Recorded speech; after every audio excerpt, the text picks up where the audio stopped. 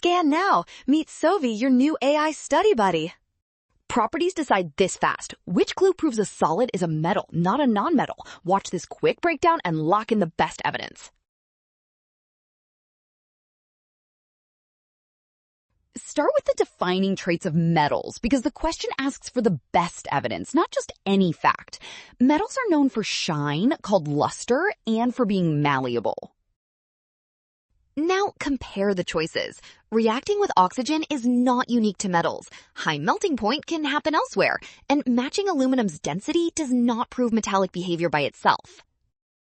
That leaves option B, because being lustrous and malleable directly names classic metallic properties, so it gives the strongest evidence the solid is a metal. Well done! Option B! Scan now, watch signs, and avoid rush. Trust given clues, and check which properties directly identify metals.